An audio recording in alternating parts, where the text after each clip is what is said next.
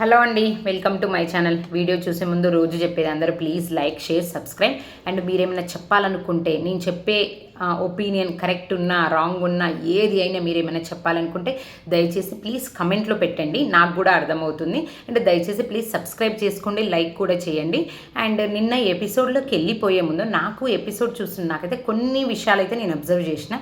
ఏంటి ఆ విషయాలంటే, కరెక్ట్గా ఒపీనియన్స్ బయట పెట్టేటోళ్ళు అయితే నాకు ఒక్కరు కూడా కనిపించలేదండి. ఒక్కరిద్దరు, అది కూడా చాలా తక్కువ.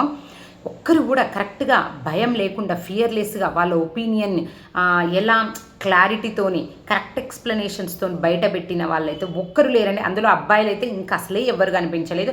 అమ్మాయిలన్నా ఏదో గట్టిగా అన్న మొత్తుకుంటున్నారు, కానీ అబ్బాయిలలో కరెక్ట్గా ఒపీనియన్ బయట పెట్టేటోళ్ళు అయితే నాకు నిజంగా ఎవరు అనిపించలేదు. ఎందుకు దీని గురించి చెప్తున్నానంటే, నిన్న ఎపిసోడ్లో ఈవెన్ ప్రసన్న గారిని చూస్తుంటే తను ఫిజికల్గా చాలా స్ట్రాంగ్. ఎన్నో ఎన్నో కాలు లేకపోయినా ఎంతో కష్టపడి తను ఎన్నో అవార్డ్స్ పొందిండు, ఎంతో సాధించిండు. బట్ ఈవెన్ ఒపీనియన్ చెప్పే విషయంలోకి వస్తే మెంటల్గా మాత్రం నాకు చాలా చాలా చాలా వీక్ అనిపించిందండి. బికాస్ బిగ్ బాస్లోకి వెళ్ళాలంటే మెయిన్ కావాల్సింది ఏంటి తెలుసా?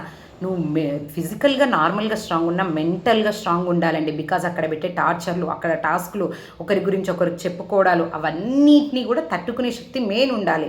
ఒక్కసారి మెంటల్గా డౌన్ అయితే ఈవెన్ ఫిజికల్గా కూడా మనం ఏం చేయలేము. మెంటల్గా స్ట్రాంగ్ ఉంటే ఫిజికల్గా చేయలేనివి కూడా చేస్తాము. ఇది బిగ్ బాస్లో మెయిన్ కావాల్సింది.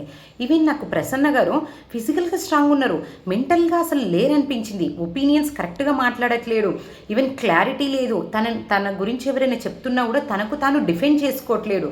నిజం చెప్తున్నా, నాకు అసలు తను మాత్రం అస్సలు బిగ్ బాస్కి అయితే సెట్ కాదు అనిపించిందండి. నా ఒపీనియన్ మీకేమనిపిస్తుందో కమెంట్లో పెట్టండి. ఎందుకంటే మనిషి స్ట్రాంగ్ ఉంటే సరిపోదండి, ఒపీనియన్స్ చెప్పాలి. ఎందుకంటే తను చెప్పే విధానంలోనే కదా ఈవెన్ కంటెస్టెంట్స్కి అర్థమయ్యేది, జనాలకు అర్థమయ్యేది. ఈయన కరెక్ట్గా మాట్లాడుతున్నాడా లేదా, ఈయన చెప్పే పాయింట్ కరెక్ట్ ఉందా లేదా అనేసి జనాలకు అర్థమయ్యేది మనం చెప్పే ఒపీనియన్లోనే. అది మాత్రం ఆయనలో అస్సలు లేదు.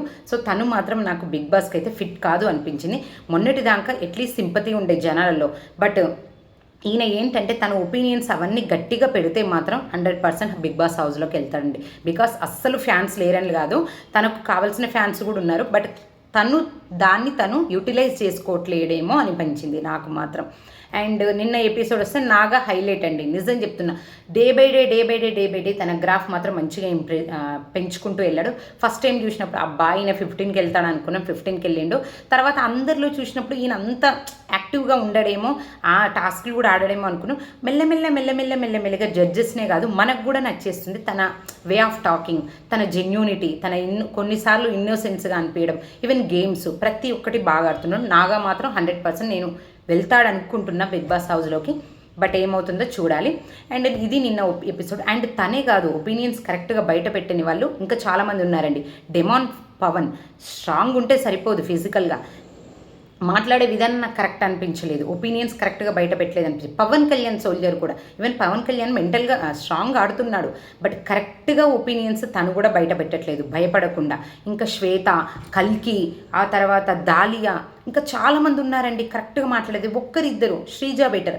అట్లీస్ట్ శ్రీజ ఏంటంటే గట్టి వాయిస్తో అన్న మాట్లాడుతుంది. ఇక్కడ ఏంటంటే ఎలాంటి మాటలు మాట్లాడకుండా ఏదో ఒకటి గట్టిగా మాట్లాడి హైలైట్ అన్న అవ్వాలి, లేకపోతే కామ్ ఇంటికన్నా వెళ్ళిపోవాలి. ఈవెన్ హరీష్ గారు పాయింట్లెస్గా మాట్లాడతారండి. మాస్క్ మ్యాన్ ఏం మాట్లాడదో తెలియదు, కాకపోతే జనాలను భయపెట్టే విధంగా మాట్లాడతాడు. అట్లీస్ట్ తను జనాల నోళ్ళలోనైనా పడుతున్నాడు. దానివల్ల ఏంటంటే హరీష్ గారు నిజంగా బిగ్ బాస్లోకి వెళ్ళే ఛాన్సెస్ ఎక్కువ ఉన్నాయి. బట్ తను మాత్రం ఒక మనిషికి రెస్పెక్ట్ ఇస్తూ అలా అయితే మాట్లాడాడు. కానీ వాయిస్ బేస్ ఎక్కువ ఉండడం వల్ల తను కొంచెం జనాలకు కనెక్ట్ అయిపోయాడని నేను చెప్తాను.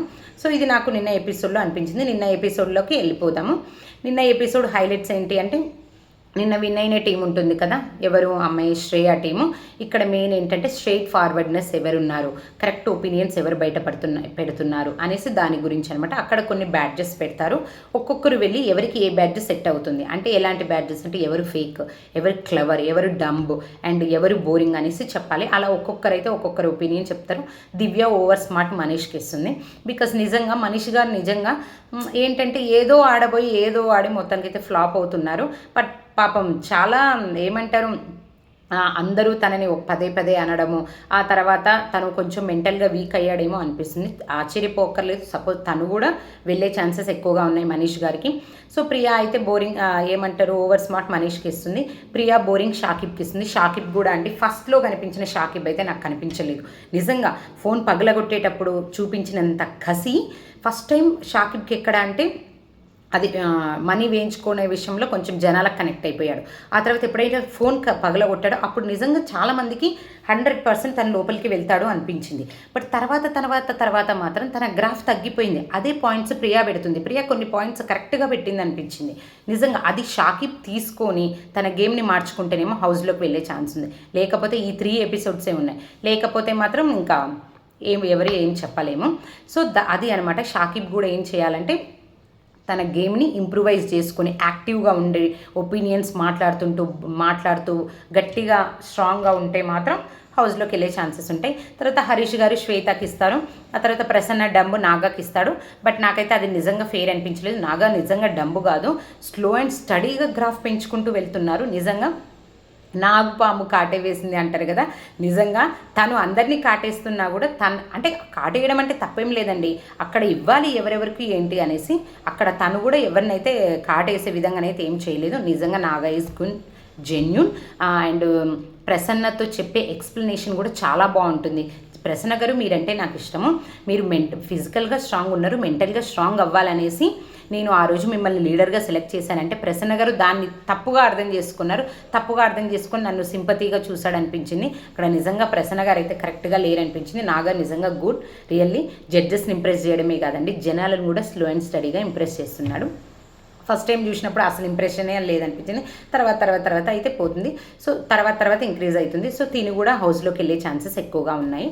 ఆ తర్వాత పీకే ఇమేచ్యూర్ టు డీమాన్ పవన్ అని ఇస్తాడు. బట్ పీకే కూడా పవన్ కళ్యాణ్ సోల్జర్ కూడా తనకి తాను స్ట్రాంగ్గా మాట్లాడాలి, ఫిజికల్గానే కాదు, ఇప్పుడు మాట్లాడే పాయింట్స్ కూడా గట్టిగా ఉండాలి. మనం లాస్ట్ సీజన్లో చూసిన మెహబూబ్ చాలా స్ట్రాంగ్, బట్ పాయింట్స్ అనేవి కరెక్ట్గా చెప్పడు తను, నిజం చెప్పాలంటే. సో అలాగే అనిపించింది. Even Pawan demon and Pawan Kalyan ఇద్దరే అనిపించింది. తర్వాత అనుష దాలియాకి ఇస్తుంది. ఏంటంటే డిమోటివేట్ అయిపోతుంది, నిజంగా డిమోటివేట్ అయిపోతుంది. అనుష కూడా కొన్ని పాయింట్స్ కరెక్ట్గా చెప్తుంది. ఎందుకంటే దాలియా ఎప్పుడు చూడు డల్గా కనిపిస్తుంది, యాక్టివ్గా అలా అయితే నాకైతే కనిపించదు. సో అది కూడా కరెక్ట్ అనిపిస్తుంది. ఇది టాస్క్ ఒక్కొక్కరికి ఇచ్చుకున్న తర్వాత ఎవరికి బ్యాడ్జెస్ వచ్చినాయి, ఎవరు బ్యాడ్జెస్ ఇచ్చిండ్రు, వీళ్ళిద్దరు కలిసి టీమ్గా ఫామ్ అవ్వాలి. ఇద్దరు కలిపి ఒక టీము ఫామ్ అయిన తర్వాత ఏమవుతుందంటే ఇక్కడ టాస్క్ ఉంటుంది. టాస్క్ ఏంటంటే తోలు బొమ్మల ఆట. అంటే ఒకరు ఆడిస్తే ఇంకొకరు ఆడాలన్నమాట. అలా ఏం చేస్తారంటే ఈ ఇద్దరు ఎవరైతే ఆడాలి అనుకుంటున్నారో వాళ్ళ చేతికి 2 చేతులకి తాళ్ళు కట్టేసి స్టిక్స్ కడతారనమాట. ఆ స్టిక్స్ సహాయంతో ఎవరైతే ఆడిస్తున్నారో వాళ్ళు ఆ స్టిక్స్ హెల్ప్తోని ఇక్కడ ఏ ఫ్రూట్ అయితే శ్రీముఖి చెప్తుందో ఆ ఫ్రూట్స్ తీసి బౌల్లో పెట్టాలన్నమాట. అది టాస్క్ అనమాట. ఆ టాస్క్లో ఏమైపోతుందంటే ఒక్కొక్కరికి అనుషక్ 2 పాయింట్స్, షాకిబ్ 2 పాయింట్స్, అలా మంచిగా ఆడుతూ గేమ్ అయితే ముందుకెళ్తుంది. అలాంటి టైంలో ఏంటంటే శ్రీముఖి గట్టిగా అరుస్తుంది. నిజంగా చెప్తున్నా, అంత అరిచేంత సీన్ ఉందో నాకైతే అర్థం కాలేదు. ఎందుకంటే ఈవెన్ షాకిబ్ ఏం చేసిందంటే గేమ్ అయ్యే టైంలోనే, గేమ్ పాజ్ అయిన టైంలో తను ఇక్కడ తీసి ప్రాక్టీస్ చేస్తుండు. అలా నువ్వు ఎందుకు ప్రాక్టీస్ చేస్తున్నావని అయితే కొంచెం ఓవర్గా రియాక్ట్ అయితే అనిపించింది నాకు శ్రీముఖి. ఎందుకంటే తను చెప్పలేదు, ఈవెన్ ఎక్స్ప్లెయిన్ చేయాలి కరెక్ట్గా. మీరు గేమ్ ఆడుతున్నప్పుడు మేము చెప్తే తప్ప మీరు ఎలాంటివి చేయకూడదు అనేసి శ్రీముఖి అయితే నాకు కరెక్ట్గా ఎక్స్ప్లెయిన్ చేసింది అనిపించలేదు. బట్ షాకిబ్ మీద ఎక్కువ అరవచ్చు, మేబీ షాకిబ్ తప్పు ఉండొచ్చు. బట్ దీన్ని ఓవర్గా రియాక్ట్ అవ్వడం వల్ల పాపం నవదీప్ ఏకంగా వచ్చి తననైతే గేమ్ నుంచి తీసేసి ఎల్లో కార్డ్ అయితే ఇస్తారు. బట్ నాకైతే అది అంత కరెక్ట్ అయితే అనిపించలేదు నిజం చెప్పాలంటే. ఒక ఛాన్స్ ఇవ్వచ్చు, ఏ తప్పుకైనా ఒక ఛాన్స్ ఇస్తే పర్లేదు. ఫస్ట్ ఛాన్స్లోనే నువ్వు రిజెక్టెడ్ అనడం మాత్రం నాకు నచ్చలేదు. బికాస్ ఇంకోసారి ఈ మిస్టేక్ జరగకుండా చూసుకోవాలని చెప్పుండొచ్చు. సో అలా అయితే షాకిబ్ అయితే ఫస్ట్ రౌండ్లోనే వెళ్ళిపోతాడు. అలా అంతా వెళ్ళిపోయిన తర్వాత ఇక్కడ గెలిచిన టీం ఏంటంటే నాగా టీం అండి. నాగా టీం విన్నర్ అవుతుంది. 2 బ్యాడ్జెస్ వస్తాయి నాగాకి. రెండు బెస్ట్ వాల్యుబుల్ పర్ఫార్మర్గా అయితే వస్తాయి. సో నాగా ఏం చేస్తాడో సేమ్ నాగా ప్రసన్న ఒక టీం కాబట్టి నాగా ఓటప్పిల్ ప్రసన్నకి ఇస్తాడు. ప్రసన్న ఓటప్పిల్ చేయడం అయితే జరుగుతుంది. తర్వాత వర్స్ట్ ప్లేయర్గా అయితే ఎల్లో కార్డు ఇస్తారు. వర్స్ట్ ప్లేయర్గా ప్రసన్నకి ఇస్తారు. నిజంగా ప్రసన్న గారు వర్స్ట్ పర్సన్ అని కాదు, ప్లేయర్గా మాత్రమే వర్స్ట్. ఎందుకంటే తను స్ట్రాంగ్గా లేడు, మెంటల్గా స్ట్రాంగ్గా లేడు. దానివల్ల అయితే ఒపీనియన్స్ గట్టిగా చెప్పట్లేడు, డిఫెండ్ చేసుకోవట్లేదు. కాబట్టి వర్స్ట్ ప్లేయర్ నాగాకి ప్రసన్నకి ఇస్తారు. అది కరెక్టే అనిపించింది. అండ్ వర్స్ట్ ప్లేయర్గా ఇంకో 2 ఎల్లో కార్డ్స్ అనమాట నిన్న. ఒక ఎల్లో కార్డు ప్రసన్న గారికి ఇస్తే ఒక వర్స్ట్ ప్లేయర్గా అయితే షాకిబ్కి ఇస్తారు.